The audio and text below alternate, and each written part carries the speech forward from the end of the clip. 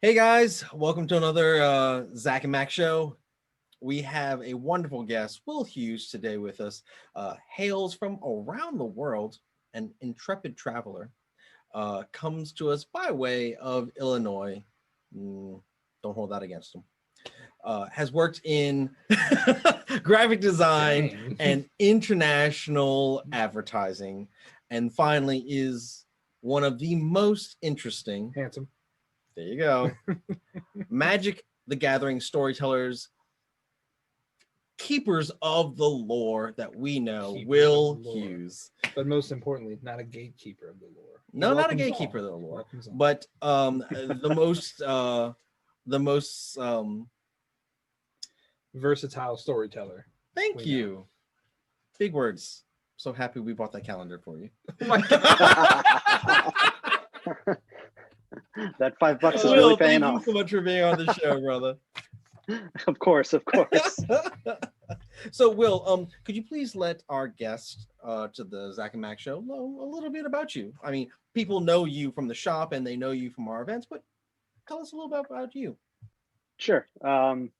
Like Max said, kind of been around pretty much everywhere.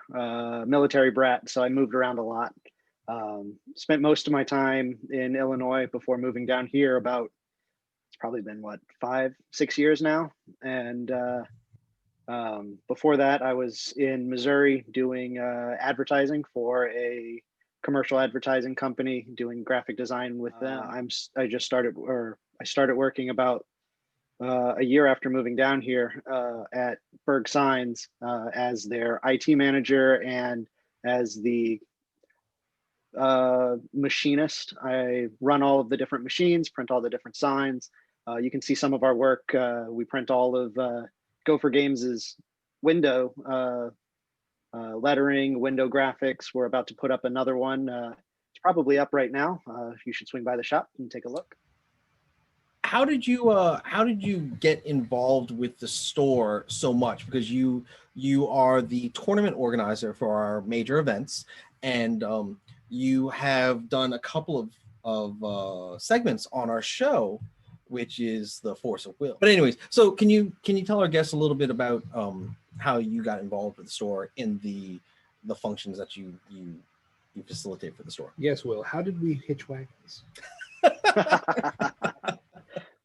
I guess it kind of started off with the board game sign that I think is still up over top of your board game section. The little what is that? Foam Meeple. core. Yeah. Yeah, Okay. the little meeples. Mac needed a sign to back when the store was rearranged in a different way. He needed a sign to get some people to look at the back where all of the board games were, and I was like, "Here, I can make that for you. I can make that for you real quick." And since then, Mac and I have just been continuously talking of, "Hey, can you do something like that?" "Yeah, I can do something like that." And then I send it to Mac, and Mac's like, "Whoa, well, that's better." Yes, there's a lot of that's a lot better than I thought I could tell it to you. My favorite one That's why you is collaborate. yes, my favorite is like for our big events at the Rivertown. Will and his company, Borg Signs, were the ones that were responsible for the social distance signs Yeah. and all the No, things that he appeared with those, and me and you were just like, we didn't think of that. yeah, no, it's fantastic. No, and absolutely fantastic. And Will, like not to toot your own horn a little bit more, but you have a great eye for that style of design, and it's really helpful. Thank So, Will, with all the games, you're obviously very prolific with Magic and the lore and things like that. But that's not your only hobby. What is it about the gaming hobby itself that draws you to it every time? Huh.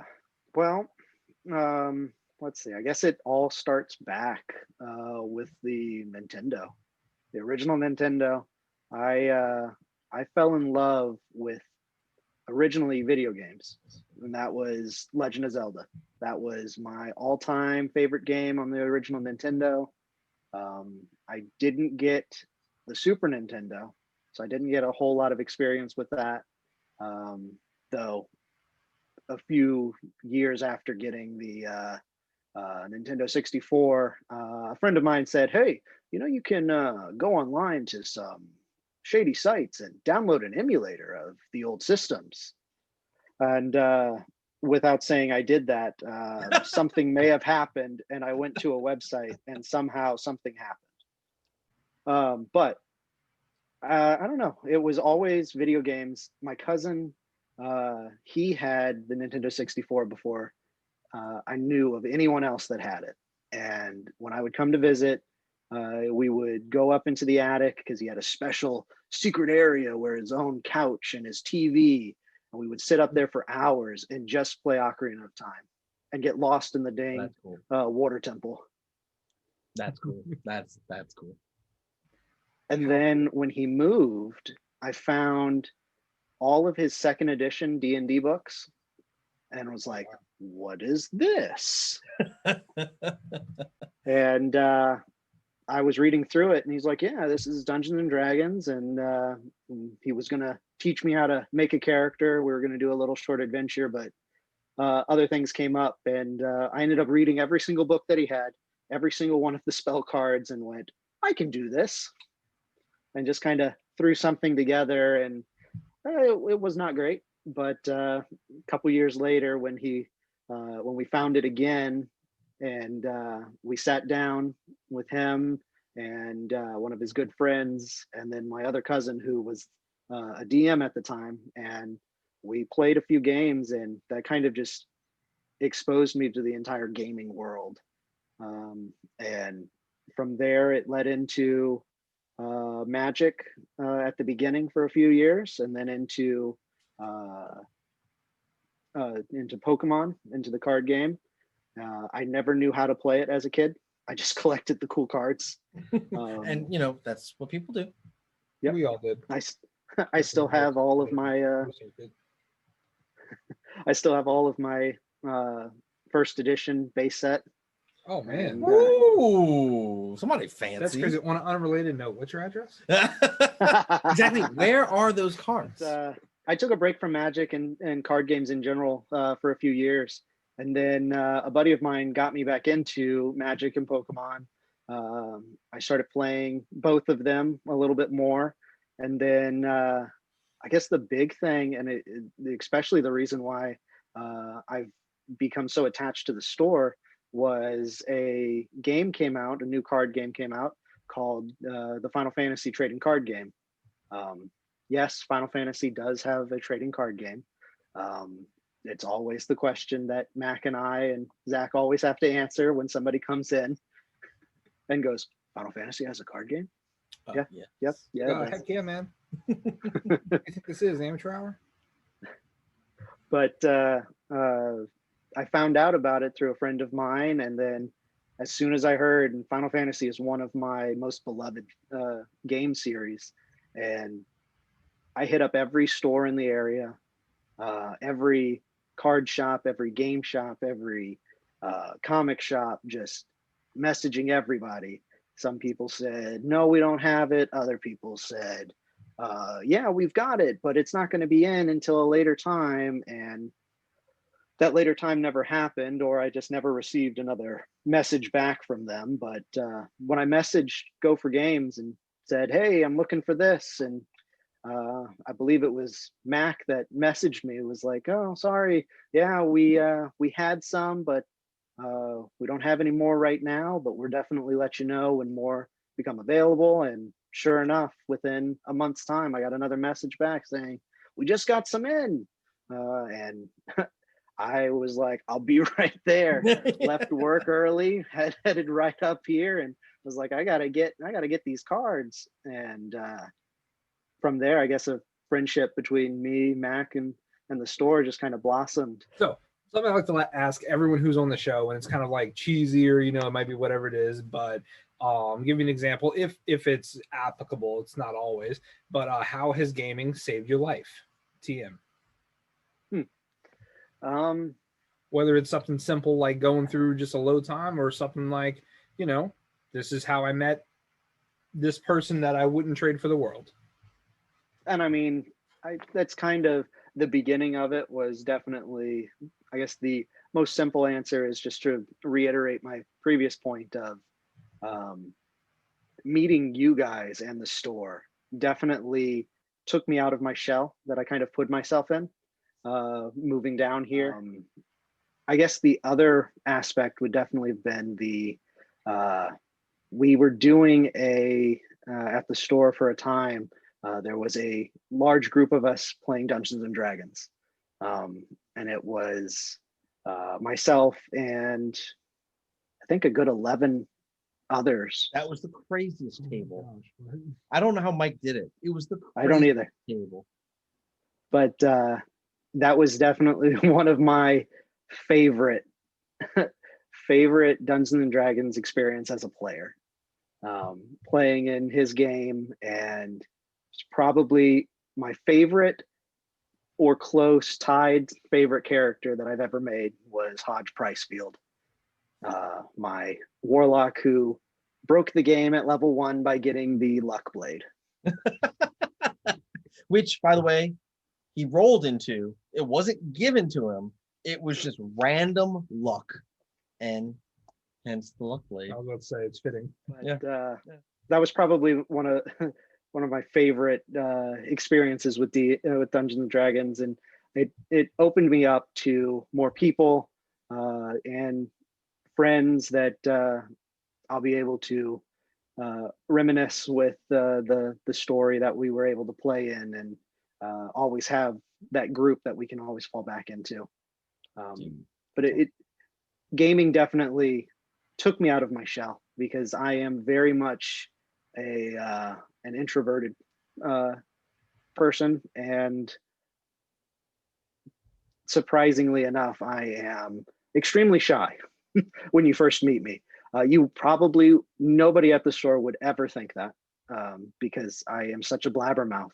But it's just the store feels almost like a second home at this point. But it's been quite an adventure, and I always kind of look back at how I was, and it's just so surprising how different I am since coming to the store.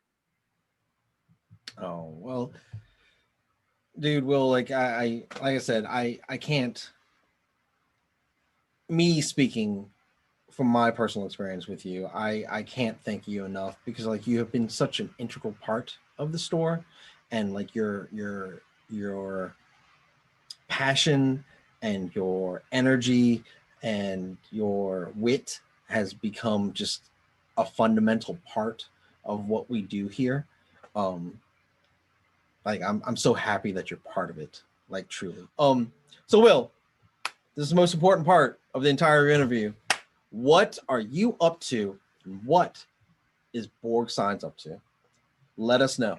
Me personally, I have been constantly and daily checking the spoilers for Call Time, getting excited, and as I said on last week's episode, I spoiled a couple of cards for some of the viewers, and that's just the tip of the iceberg with some of these.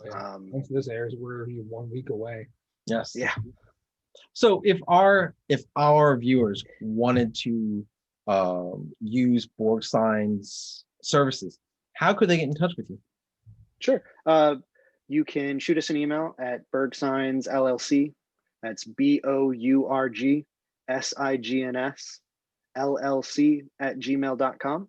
Or you can call us at the shop, and the number is 985-764-9940.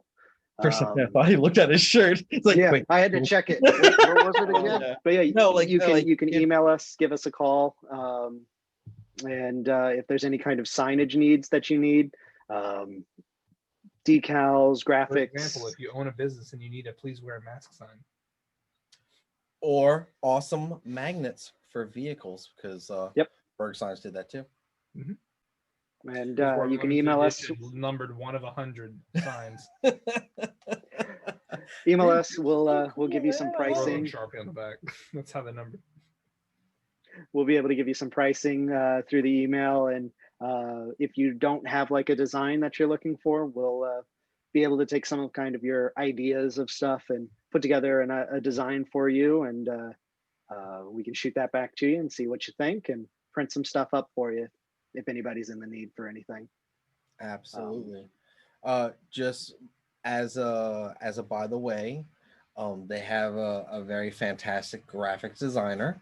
Just saying, he may throw a baby Yoda in there or two. You know, just if you need it. Not saying that that would happen, but if you do, there could be one. I'm so sorry. I'm not laughing at you. I had the stupidest image in my head. I'm like, can I wrap my door with a blown up picture of my face, my front door? Yes, we can. Oh my God. Imagine that. Imagine coming over to my house. You got to do that weird thing that you do behind your mask all the time. Oh, yeah. You can't tell people that. But me personally, other than Magic, I've been building and building more and more Age of Sigmar and 40K, and then recently I've been getting into a little game called Malifaux. But Will, once again, thank you so much for being a part of the show. We really appreciate it. Of course, if you guys are interested, Will is also part of our virtual FNMs. He has helped out with Richard Dubas on our Discord to allow people to get together and do virtual FNMs every Friday night, 7:30. And if you guys are ever looking for any Magic lore or things like that, you can always find Will on our Discord. What's your Discord handle? It should just be under there as WUG. As WUG, WHUG. But no, there's one last thing that you need to mention. Very important. What is it? Deals with bells. Oh no, not the bells. And the Tinas and the Thomases. Tinas and the Thomases. Oh my God, my Tinas and Thomases. I need you to like. I need you to comment. I need you to subscribe. Most importantly, I need you to ring that bell. That was probably really bad feedback on the mic because it's on the table. That was a bit of a... Definitely ring that bell. Check out our YouTube channel. The YouTube channel has tons of episodes. Like, I can't believe how many episodes we have now, all categorized for your viewing pleasure. And then definitely like our Facebook page. Number 2. Check us out on Instagram. I was like, wait, is there a new one? On Instagram, and I think we're on Twitter now. Like we're popping up in a bunch of places. Yeah. Check out our Discord. We have a very special announcement coming up after this video. But Will, once again, thank you so much for being here. We really appreciate it, man. Definitely. My pleasure.